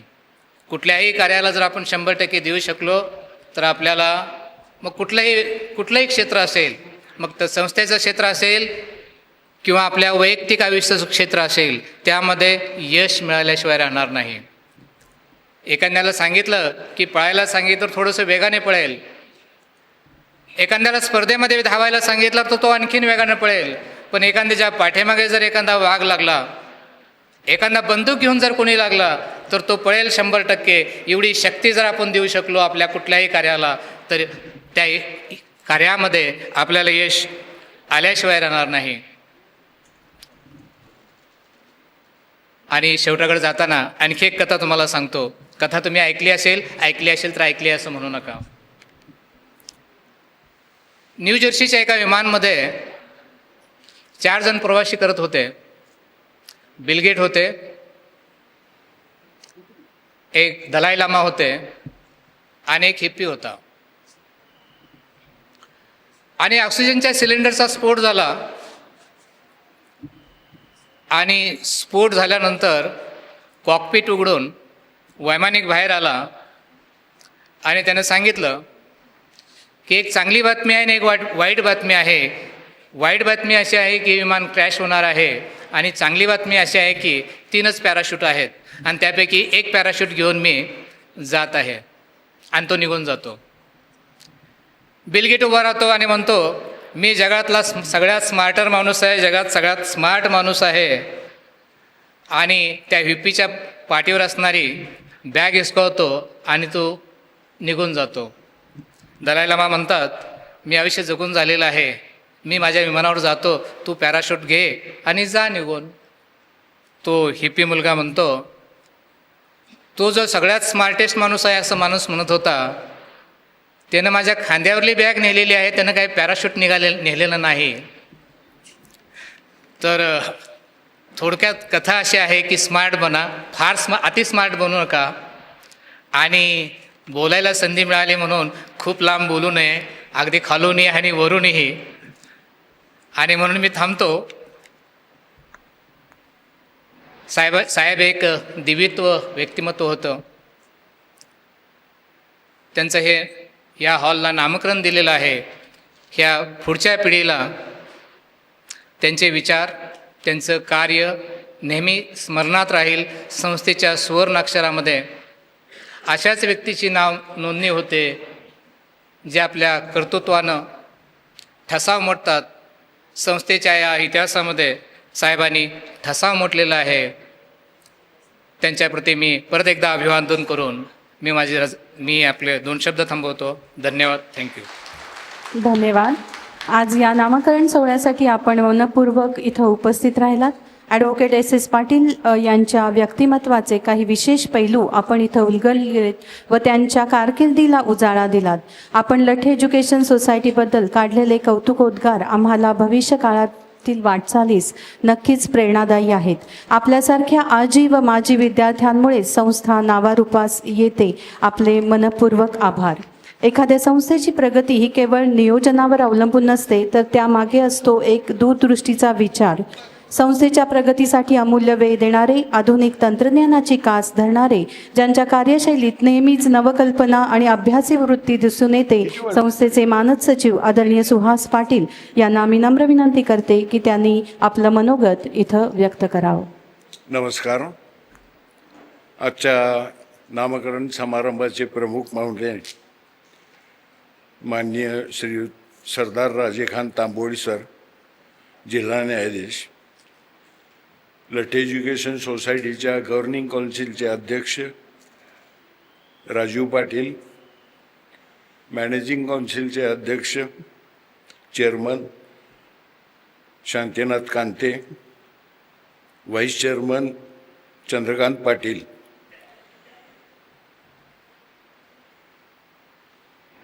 ट्रस्टी कमिटीचे चेअरमन प्रमोद चौगले, तसेच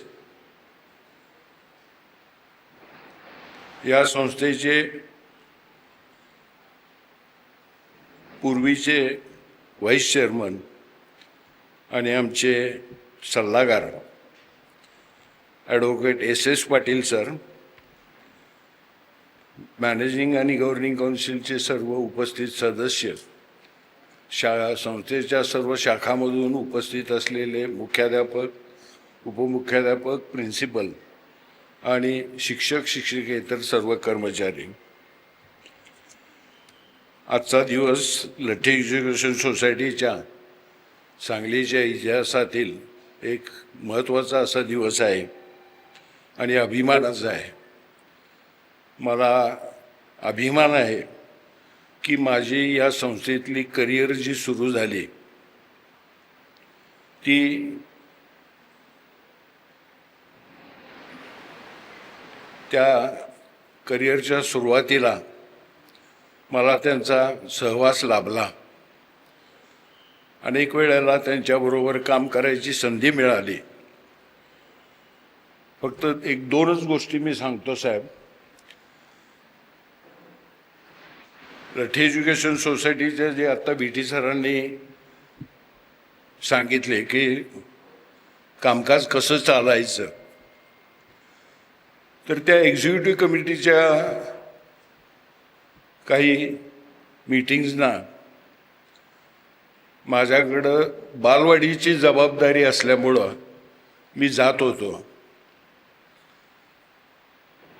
आणि राणे पाटील गर्ल्स हायस्कूलच्या जी इमारत होती ती इमारत तिथल्या मुलींना आणि तिथल्या मुलांना कमी पडत होती. तिथे एक रेन ट्री आहे, त्या रेन ट्रीच्या झाडाखाली बसून एक वर्ग चालायचा आणि मी राहायला तिथं असल्यामुळं मी जाता येता बघायचो. आणि मी साहेबांना विनंती केली की साहेब, आपल्या इतकी मोठी संस्था आहे आणि आपली मुलं तिथं झाडाखाली वर्ग बसतोय, तर आपण तिथं वर्ग खोल्या बांधूया म्हणून.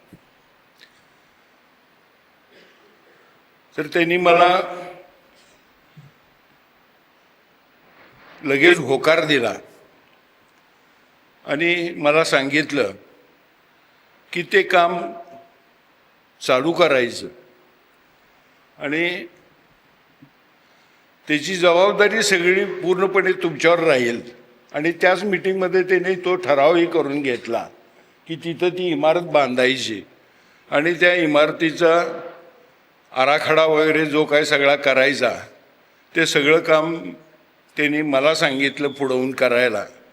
आणि आत्ताची जी राणे पाटील गर्ल्स हायस्कूलची एक्सटेंडेड इमारत आहे ती त्यामुळं झालेली आहे. दुसरी गोष्ट शाखा विस्ताराची. आणखीन मी ज्या वेळेला इथं कमिटीच्या मिटिंगला यायचो त्यावेळेला एक दिवशी सरांनी मला सांगितलं, साहेबांनी, की आपल्याला सुहास मिटिंग झाल्यानंतर मिरजेला जायचं आहे आणि तू थांब म्हणून. मग संध्याकाळी मिटिंग झाल्यानंतर सरांच्या बरोबर एस एस पाटील साहेबांच्या बरोबर आम्ही मिरजेला गेलो. मिरजेला एक आपल्या जैन समाजातील कुटुंब होतं आणि त्यांची तिथं काही जागा होती आणि ती जागा त्यांना कुठल्या तरी शैक्षणिक संस्थेसाठी द्यायची आहे म्हणून त्यांनी एस एस पाटील साहेबांना सांगितलेलं होतं. म्हणून एस एस पाटील साहेब म्हटले की तुम्ही चला आपण पण जाऊया म्हणून आम्ही त्यांना भेटायला गेलो. जाऊन भेटून जागा वगैरे सगळी कागदपत्र या सगळ्याची चौकशी केली, माहिती घेतली, काय करायला लागेल काय नाही करायला लागेल याची सगळी चर्चा केली. आणि पुढच्या मिटिंगच्या वेळेला साहेबांनी तो विषय खाजगी चर्चेमध्ये आमची चर्चा झाली आणि ती जागा आपल्याला मिळते आहे आणि आपण त्याच्यासाठी थोडे आणखीन प्रयत्न करायला लागतील असं साहेबांनी सांगितलं. पण पुढं त्यांच्या कुटुंबातील इतर सदस्यांनी काही ती अशा कुठल्या संस्थेला किंवा ह्याला द्यायला विरोध केला आणि ती जागा आम्हाला मिळू शकली नाही. पण शाखा विस्ताराच्या बाबतीत आणखीन एक गोष्ट सांगतो. आत्ता जो आपला दत्तवाडचा माळ आहे सगळा तो त्यांच्या कारकिर्दीमध्ये खरेदी केलेला आहे, ज्याचं आपण नंदनवन केलं. सर बरोबर आहे ना? दत्तवाडचा तेच दत्तवाडचा जो आपण ॲग्रिकल्चर कॉलेज काढलं ते ॲग्रिकल्चर कॉलेज तिथं चालू करण्यामध्ये जयसिंगपूरचे वसंत पाटील म्हणून एक ग्रस्त होते आणि जयसिंगपूरच्या झेल हायस्कूलच्या कमिटीचे काही मंडळी होती, ती नेहमी इथं यायची आणि त्या एस एस पाटील साहेबांनी त्यावेळेला त्या जयसिंगपूरच्या येणाऱ्या कमिटीच्या लोकांना सांगितलं की आपण असं अशी तिथं जागा घेतलेली आहे आणि ती जागा ते डेव्हलप करायचं आहे आणि त्याच्यासाठी काय करायला लागेल ह्याची त्यांनी चौकशी केल्यानंतर तिथून नदीपासून आपल्या त्या जागेपर्यंत पाणी आणणं हा महत्त्वाचा विषय होता आणि त्यावेळेला नदीतले पाणी परवाने मिळवणं आणि त्या सगळ्या गोष्टी मिळवणं ह्या अवघड अशा गोष्टी होत्या. परंतु जयसिंगपुरातले वसंत पाटील म्हणून एक मेंबर होते आणि ते हे इलेक्ट्रिक मोटारी वगैरे याचं काम करायचे. त्यांनी त्याचा पाठपुरावा करून त्या माळ राहण्यासाठी म्हणून जी पाण्याची परवानगी आणि त्या पंप बसवण्यासाठीची परवानगी आणि पाईपलाईनची परवानगी त्यांनी बराच पाठपुरावा केला. अनेक वर्ष तो चालू होता, मला आठवत आहे, आणि तो त्यांनी मिळवला आणि मग ते तिथं पाणी आल्यानंतर तो सगळा माळ डेव्हलप झाला. तर डेव्हलप करण्याच्या याच्यामध्ये तसंच त्या नेजे हायस्कूलमधल्या एका जागेचा विषय होता. एक प्लॉट होता ज्याच्या शेजारी आणि तो आपल्याला लागून होता आणि आणखीन एक प्लॉट संस्थेचा होता, तो थोडा बाजूला होता. ज्याचा तो प्लॉट होता शेजारच्या आपल्या प्लॉटचा, त्याला अनेक वेळेला विनंती करून तो काही लवकर तयार होत नव्हता की तो आम्हाला दे आणि तू जो आमचा लांबचा आहे तो प्लॉट तू घे आणि त्याचं काय असेल ते आपण हे करू म्हणून. त्यासाठी साहेबांनी खूप प्रयत्न केलेले होते. हे म्हणजे शाखा विस्तारासाठी किंवा कुठल्याही या अशा क्लिष्ट गोष्टीमध्ये त्यामध्ये हातखंडा होता, पेशन्स होते आणि त्या पेशन्समुळं ते या सर्व संस्था या शाखांच्या विस्तारामध्ये त्यांनी मोठं योगदान दिलेलं आहे. अनेक वेळेला मला त्यांच्याबरोबर निरनिराळ्या ठिकाणी एक्झिक्युटिव्ह कमिटी मेंबर असल्यामुळं जायची संधी मिळाली. त्यांचा विषय मांडणीचा जो पद्धत होती ती पद्धत जर बघितली तर त्यात जी आत्मीयता होती या संस्थेची ती आपल्याला लक्षात येईल. अशा या एस पाटील साहेबांच्या बरोबर मला काम करायची संधी मिळाली.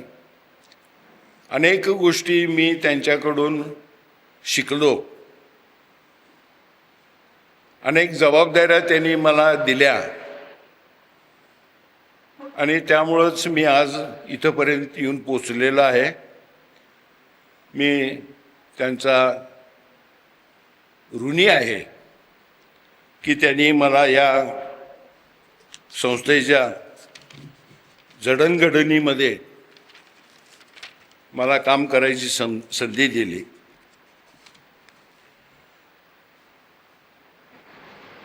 केशवराव तात्या ही एक व्यक्तिमत्व असं की ज्यांनी या संस्थेसाठी मोठं योगदान दिलेलं होतं.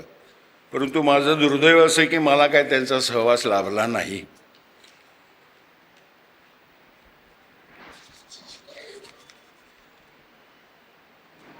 यंदाचं वर्ष हे या संस्थेचं अमृत महोत्सवी वर्ष सुरू आहे.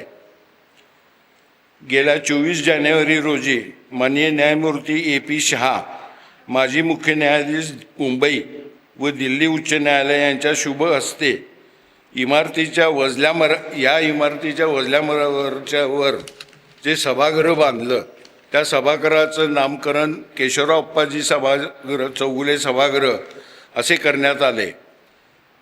हा सोहळा आपल्या अमृत महोत्सवी वर्षातील एक महत्त्वाचा टप्पा ठरलेला आहे. आज आणखीन एका महत्त्वपूर्ण क्षणाचे आपण साक्षीदार आहोत. याचा मला आनंद आहे की या इमारतीच्या तळमजल्यावरील सभागृहाचे नामकरण ॲडव्होकेट SS पाटील सांस्कृतिक केंद्र असे करण्यात येत आहे. संस्थेसाठी आयुष्यभर योगदान देणाऱ्या या महान व्यक्तिमत्वाला ही अत्यंत योग आणि समर्पक अशी आदरांजली आहे.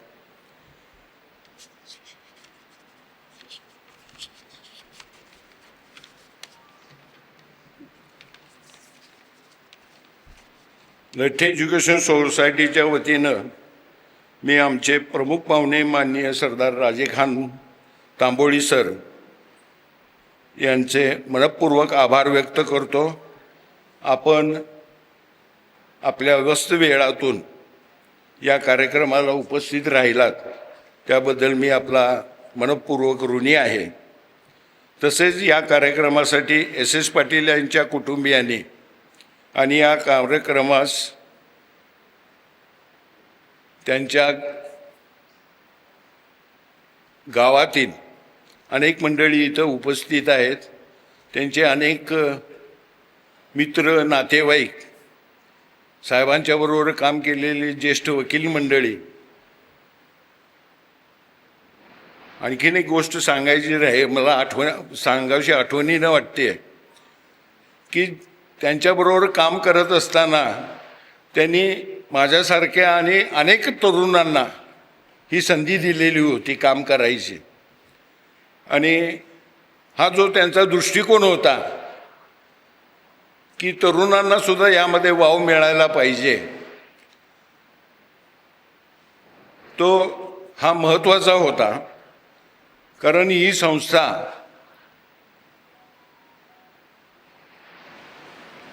अनेक घटकावर अवलंबून अशी ही संस्था आहे.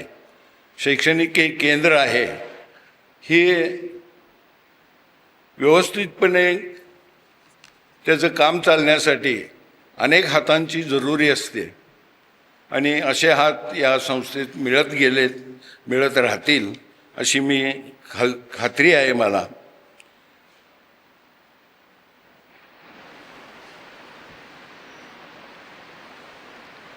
या आजच्या विशेष समारंभामध्ये मला आणखीन एक घोषणा करावीशी वाटते साहेब, की कालच आमच्या या कस्तुरबा वालचंद महाविद्यालयाचा एक विद्यार्थी हा NDAमध्ये सिलेक्शन झाली, त्याची कालच सिलेक्शन झालेली आहे.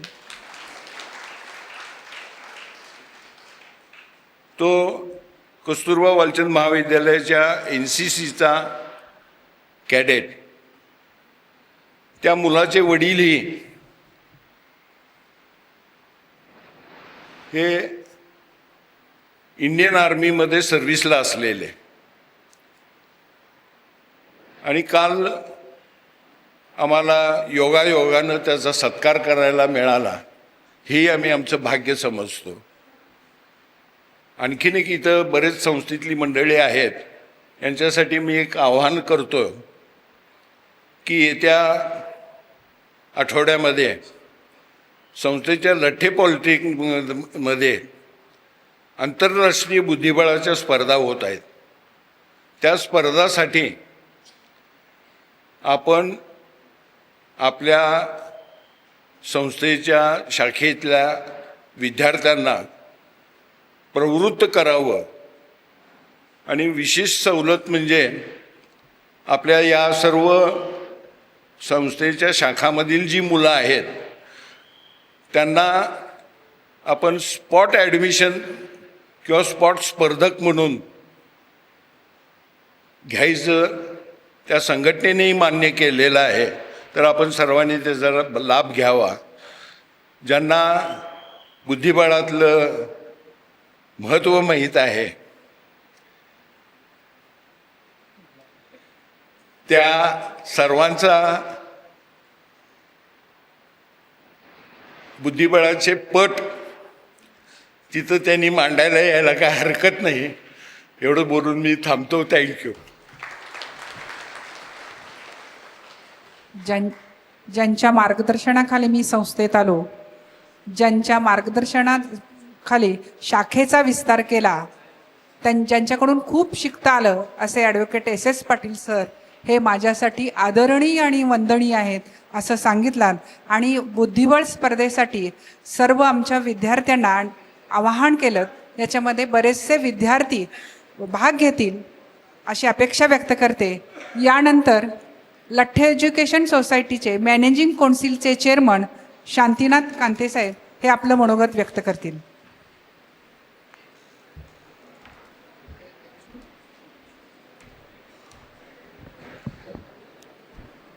प्रथम मी स्वर्गीय दिवाण बहादूर अण्णासाहेब लठ्ठे व SS पाटील साहेबांना विनम्र अभिवादन करतो. आज लठ्ठे एज्युकेशन सोसायटीच्या ऑडिटोरियम हॉलमधील खालच्या जिमखाना हॉलला SS पाटील कल्चरल हॉल असं नामकरण करण्याच्या कार्यक्रमाच्या निमित्तानं उपस्थित असलेले माननीय सरदार राजेखान तांबोळी साहेब प्रमुख पाहुणे म्हणून, त्यांच्या हस्ते आज आपला त्या हॉलचा उद्घाटन झालेलं आहे, नामकरण झालेलं आहे. तसेच संस्थेचे गव्हर्निंग काउन्सिलचे अध्यक्ष Rajiv Patil, vice chairman Chandrakant Patil, secretary Suhas Patil, trustee कमिटीचे चेअरमन प्रमोद चौगुले, आपल्या संस्थेचे माजी सेक्रेटरी VT चौगुले सर, समोर बसलेले SS पाटील सरांचे सर्व नातेवाईक, राजूचे मित्र परिवार, धामणी गावचे प्रतिष्ठित सर्व लोक इथं दिसतात मला. ते काय, कारण बरेच वर्ष त्यांना धामणीहून सांगलीला येताना पाहतो त्यांना सर्वांना. ते सर्व आणि आपल्या लठ्ठे एज्युकेशन सोसायटीचे सर्व प्राध्यापक वर्ग असू देत, प्राचार्य असू देत, नॉन टीचिंग असू दे, काही आमच्या वेगवेगळ्या शाखेचे स्कूल कमिटीचे मेंबर्स आले, चेअरमन आलेले आहेत ह्या नामकरण सोहळ्याच्या निमित्ताने. हा हॉल लवकरात लवकर तयार करणं आणि नामकरण एस पाटील साहेबांनाचं नाव लावणं हे सर्व डोक्यात आलं साहेबांच्या जावई चंद्रकांत पाटलांच्या डोक्यात. त्यांनी सुहासना सुचवलं, सुहासने एक्झिक्युटिव्ह कमिटीत विषय ठेवला, नंतर मॅनेजिंग गव्हर्निंगमध्ये विषय ठेवला. हे संस्थेचं कर्तव्यच होतं की साहेबांनी एवढी वर्ष सेवा केली, 19 वर्ष, त्यानिमित्ताने संस्थेने उतराई होण्यासाठी म्हणून हा कल्चरल हॉलला नाव दिलं. त्याबद्दल मी सर्व संस्थेचे सभासद असू देत, मॅनेजिंग गव्हर्निंगचे सदस्य असू देत, सर्व प्राचार्य वर्ग असू दे, सेवक वर्ग असू दे, सर्वांच्या वतीनं मी मॅनेजिंग कमिटीला धन्यवाद देतो किंवा त्यांचं अभिनंदन करतो. चंद्रकांत पाटील सांगितले की पाहुणे आहेत, अध्यक्ष आहेत, सगळे बोलतात, मनोगत तू पण एक 2 मिनटं बोल म्हणून सांगितले. मी म्हटलं सगळे बोलणार आहेत, सर्व साहेबांच्याबद्दल माहिती देतात, मी काय बोलणार नाही, एक तू चेअरमन म्हणून तू बोललं पाहिजे. आता सुद्धा त्यांनी सांगितलं. साहेबांच्याबद्दल 1-2 आठवणी आहेत, साहेबांनी जे माझ्याशी शेअर केलं होतं त्या 2 आठवणी सांगतो बस. सुरुवातीला साहेब चेअरमन असताना राणे पाटील गर्ल्स हायस्कूलची तिथं स्थापना झाली. त्यावेळेला माझे वडील तिथं चेअरमन म्हणून थोडे वर्ष काम केले. त्यानंतर त्यांच्याकडे एक माझी केस होती, त्या निमित्तानं मी वरच्यावर त्यांच्याकडे भेटायला जायचो केसच्या निमित्तानं. त्यावेळेला ते मला नेहमी बोलून दाखवायचे, अरे तुला सभासद करून घ्यायचं, अरे सभासद करून घ्यायचं, एवढं ते म्हणायचे. त्यावेळेला माझ्या डोक्यात तेवढा काही विषय नव्हता. नंतर 2000 सालानंतर योगायोगानं सभासद झालो. मग नंतर नवीन बॉडी आली, नवीन पदाधिकारी आले, सगळे झाले. मग साहेबांच्या बरोबर मी गव्हर्निंग मिटिंगमध्ये वगैरे आम्ही सगळे एकत्र बसणार, बोलणार, करणार. त्यावेळेस साहेबांना मला एक आठवण सांगितली. साहेब सांगितले की महाराष्ट्र गव्हर्नमेंटच्या मंत्रिमंडळातल्या एका व्यक्तीने आम्हाला फोन करून सांगितलं की तुमचे सभासदचे फॉर्म्स मला पाहिजेत, सभासदचे फॉर्म पाठवून द्या. तर साहेबांनी थोडं विचलित झाले आणि त्यांनी त्यांच्या कमिटीत असलेल्या लोकांशी चर्चा केल्यानंतर ही गोष्ट त्यावेळचे मुख्यमंत्री वसंतदादा पाटील होते, त्यांच्या कानावर त्यांनी गोष्ट मांडली की असं असं आहे आणि त्या व्यक्तीने आमच्याकडं सभासदसाठी फॉर्म मागितलेला आहे. वसंतदादांनी त्यावेळेला स्पष्ट सांगितलं होतं ती जैनांची संस्था आहे, त्यांचा एक सुद्धा फॉर्म द्यायचं नाही कोणाला, असं दादानी स्पष्ट सांगितलं एस पाटलांना. त्यामुळं आज ही संस्था आत्ता इथं अमृत महोत्सव वर्षामध्ये आपण त्याचा हे करत आहोत. दुसरी एक गोष्ट सांगितले, गव्हर्निंगच्या मिटिंगमध्ये आम्ही बसलो होतो, नवीन पदाधिकारी निवड झाले. काही पदाधिकाऱ्यांना कुणाला खजिनदार पद दिलं, कुणाला सेक्रेटरी पद द्यायला लागलं, कुणाचे काय निवड व्हायला लागली. मी बाजूला बसलो होतो. मला साहेब विचारले तुला कुठलं पद पाहिजे. साहेबांना म्हटलं मला चेअरमन पद पाहिजे. तथास्तु म्हटले आणि मी 2017 साली चेअरमन झालो. म्हणजे गमतीची गोष्ट आहे, पण इतकं मन मोकळेपणाने एवढं हे असताना, काम केलेलं असताना सुद्धा माझ्यासारख्या मुलासारख्या वयाच्या बरोबर एवढ्या गप्पा गोष्टी ते करायचे. एवढाच माझा त्यांचा परिचय. बाकी त्यांच्या चेअरमन पदाच्या कार्यकाळामध्ये आता गोष्टी ऐकून आहेत. शाखा विस्तार प्रचंड प्रमाणात केलेले आहे. त्यांनी संस्थेला वेळ भरपूर दिलेला आहे. त्यांच्या काळामध्ये कुठंही काहीही आज अखेर तर संस्थेला गालबोट लागेल असं कुठल्याही पदाधिकाऱ्यांनी काम केलेलं नाही आहे. संस्थेचं नाव उंचावत गेलेलं आहे. ह्याच्यामध्ये समाजातले व्यक्ती, थोर व्यक्ती जे आत्तापर्यंत आहेत, सर्वांचं सहकार्य ह्या संस्थेला आहे आणि ह्या संस्थेची प्रगती अशीच उत्तम चालत राहणारच आहे. मागच्या लोकांनी जी तांबोळी सर बोललो की मागच्या लोकांनी पाया मजबूत केलेला आहे, त्यामुळं आम्ही आता शिखरपर्यंत बांधकाम करायला लागलो आणि बांधकाम करत आलेलो आहे.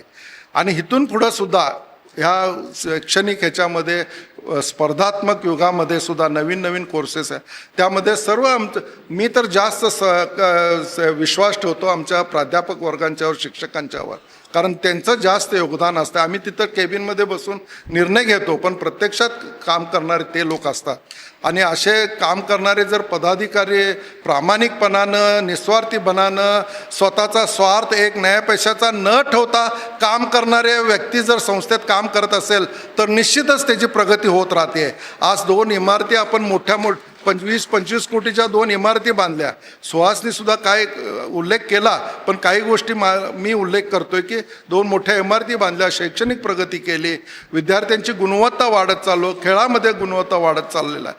अशी संस्थेची प्रगती भरमसाठ चांगली जोरात चाललेली आहे. इथून पुढं जोरात चालावी अशी मी अपेक्षा व्यक्त करतो. आणि एक व्ही.टी. सरांनी किंवा इतर लोकांच्या बोलण्यामधनं असं आलं की SS पाटील साहेबांनी 19 वर्ष चेअरमनपद म्हणून काम केलेलं आहे.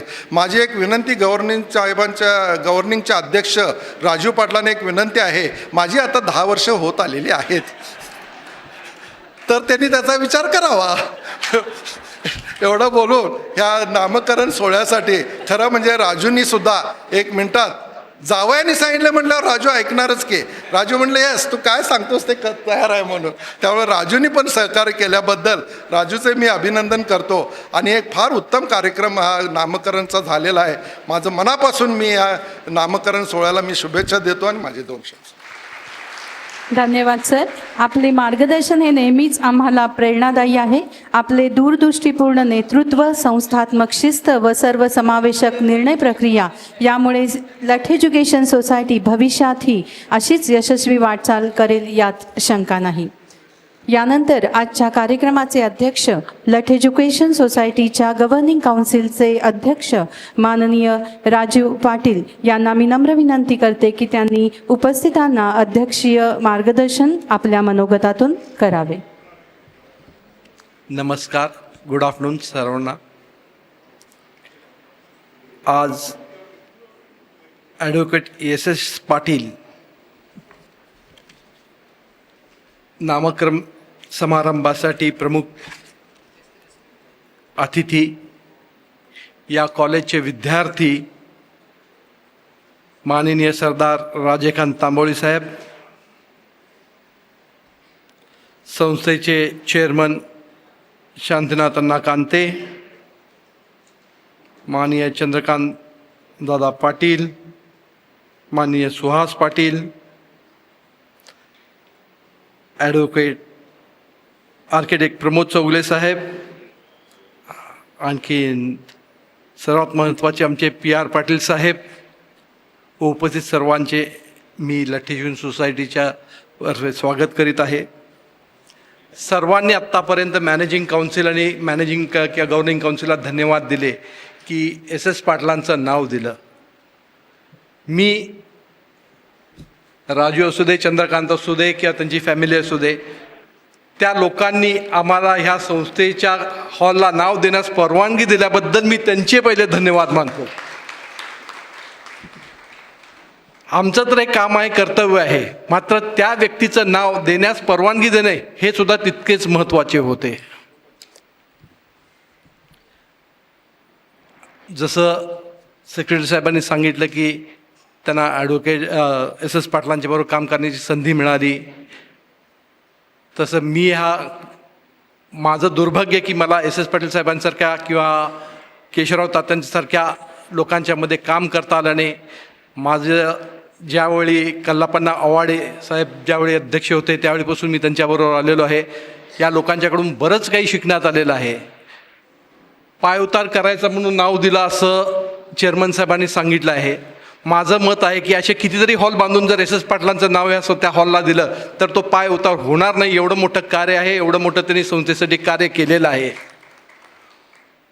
पुन्हा एकदा मी पाटील परिवारांचे आभार मानतो व तसंच मॅनेजिंग काउन्सिलचे आभार मानतो की त्यांनी या हॉलला किंवा क्रीडा संकुलला किंवा सांस्कृतिक हॉलला ॲडव्होकेट SS पाटील यांचं नाव देण्यात ठरवलेलं आहे. त्याबद्दल त्यांचेही धन्यवाद मानतो. थँक्यू. धन्यवाद सर. 75 वर्षांची उज्ज्वल परंपरा, ज्ञानाचा अखंड प्रवाह, संस्कार, गुणवत्ता आणि कर्तृत्वाचा हा अमृतमय प्रवास साजरा करताना लठ एज्युकेशन सोसायटीच्या आजी व माजी सर्व मॅनेजिंग व गव्हर्निंग काउन्सिलच्या सर्व मान्यवरांचं योगदान महत्त्वपूर्ण आहे. भविष्यकालीन वाटचालीसाठी आपण सतत प्रयत्नशील आहात. आपल्या भावी वाटचालीस शुभेच्छा. धन्यवाद. या कार्यक्रमाचा समारोप करत आहोत आभार प्रदर्शनाने. आदरणीय ॲडव्होकेट एस पाटील यांच्या विचारांचा आणि मूल्यांचा वारसा जपणारे आपल्या संस्थेचे व्हाईस चेअरमन आदरणीय चंद्रकांत पाटील यांना मी नम्र विनंती करते की त्यांनी उपस्थितांचे आभार मानावे. सर्वांना नमस्कार.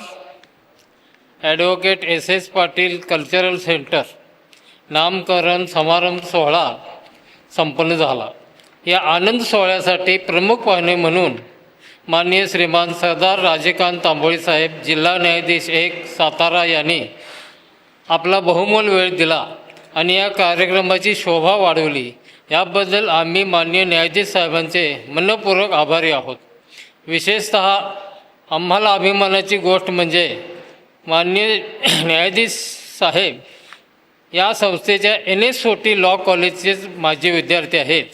याचा आम्हाला सार्थ अभिमान आहे. 1951 साली स्थापन झालेली लठ्ठ एज्युकेशन सोसायटी या संस्थेचा यावर्षी अमृत महोत्सवी सोहळा सुरू आहे. या सोहळ्यामध्ये आम्ही 2 उत्तुंग व्यक्तिमत्वांचं नाव या इमारतीला दिलेलं आहे. वरच्या हॉलला ॲडव्होकेट केशवराव अप्पाजी चौगले यांचं नाव दिलं. तळघराला माननीय एस पाटील साहेब यांचं नाव देत आहोत. या कल्चरल सेंटरचा वापर आपल्या शाखेच्या सर्व कॉलेजेसच्या करिता, विद्यार्थ्याकरिता, प्राध्यापकांच्याकरिता, निरनिराळ्या कार्यक्रमाकरता, तसेच आपल्या शाखेच्या सर्व शाळांना आणि त्यांच्या स्नेहसंमेलनासाठी सुद्धा हा हॉल वापरायला द्यायची आमची इच्छा आहे. यासाठी संस्थेने मला काम करायला प्रवृत्त केलं आणि मी ज्या योजना मांडल्या त्या सुहास पाटलांनी, राजू पाटलांनी, शांतीनाथ कांतेनी, खजिनदार आणि भालचंद्र पाटील, प्रमोद साहेब त्यांनीसुद्धा आपल्या आर्किटेक्टचा वापर करण्यास मला सहकार्य केलं. आणि यासाठी सर्वात महत्त्वाची गोष्ट म्हणजे आपल्याच शाखेच्या ड्रॉइंग टीचरनी हे सगळं घडवलेलं आहे. यामध्ये खंजेरे सर, दानोळे सर आणि अमोल पाटील या तिघांनी स्वतः येऊन इकडे धडपड करून सगळे वेळ दिलेले आहे. काल संध्याकाळी या टेबलावर एक मला लावायचं होतं एलियस म्हणून, ते दुपारी 4 वाजता दानोळे सरांनी तयार करून आणून बसवलं. म्हणजे एवढी एस पाटलांच्याबद्दल ज्या लोकांना आपुलकी आहे त्या सर्वांचं मी खरोखर आभार मानतो.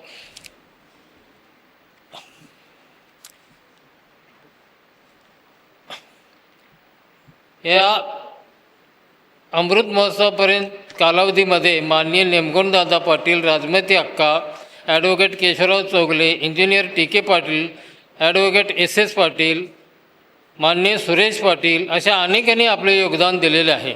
संस्थेच्या चेअरमनपदी धुरा 2 दशके ॲडव्होकेट एस पाटील साहेब यांनी पार पाडली. या कारकिर्दीत साधारण 18 नवीन शाखांचा विस्तार त्यांनी तत्कालीन आपल्या सहकाऱ्यांच्या साथीने केला आहे. याचा सार्थ गौरव ॲडव्होकेट एस पाटील कल्चरल सेंटरचे नामकरण या तळघराच्या जिमखाना हॉलला देऊन आम्ही करीत आहोत.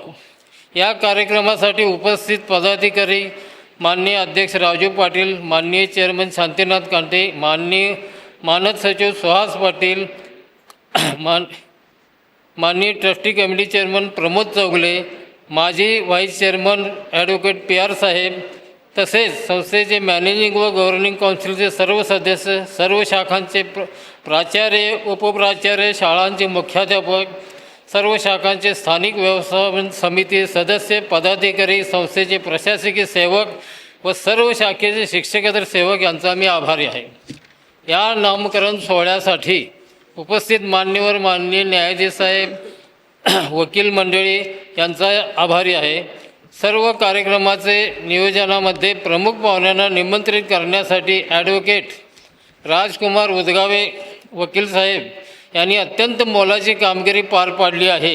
याबद्दल मी त्यांचा अत्यंत ऋणी आहे. या कार्यक्रमासाठी लॉ कॉलेजचे माजी प्राचार्य गुरुवर्य व्ही टी चौगले सर यांनी ॲडव्होकेट एस एस पाटील यांचा यथोचित गौरव केला. तसेच या कार्यक्रमात लॉ कॉलेजचे प्राचार्य स्वामी सनदी सर यांनी सौदी सरांनी पाहुण्यांचा परिचय करून दिला. याबद्दल मी त्यांचाही आभारी आहे. कार्यक्रमास योग्य ती प्रसिद्धी दिल्याबद्दल वृत्तपत्र बातमीदारांचाही आभारी आहे. तसेच या कार्यक्रमासाठी निवेदनाची जबाबदारी सोनाली पाटील मॅडम व सौ मेघा आलेसे मॅडम यांनी आपले अत्यंत उत्कृष्टता पार पडली. याबद्दल त्यांचाही आभारी आहे. या कार्यक्रमानिमित्त आमच्या एस एस पाटील व आमचे परिवाराच्या वतीने संस्थेस ₹11 लाख रुपयाची देणगी आम्ही देण्याचे ठरवलेले आहे. सदर देणगीची ठेव पावती करून त्याच्या येणाऱ्या व्याजातून विद्यार्थ्यांना शिक्षणासाठी शिष्यवृत्ती देण्याचा मानस आहे. संस्थेचे पदाधिकाऱ्यांशी चर्चा करून त्याचे योग्य नियोजन ठरवित आहोत. यानिमित्त माननीय एस एस पाटील यांचे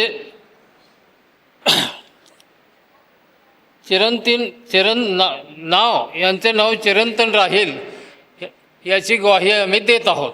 मला आभार मानायची संधी दिल्याबद्दल मी आपला सर्वांचा आभारी आहे.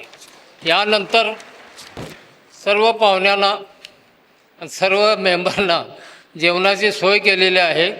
जेवणाचा आस्वाद एस एस पाटलांच्या आणि आमच्या परिवाराच्या तर्फे आहे. आपण घेऊन जावा अशी मी सर्वांना विनंती करतो आणि आपण सर्वांनी जेवण करून समारंभाचं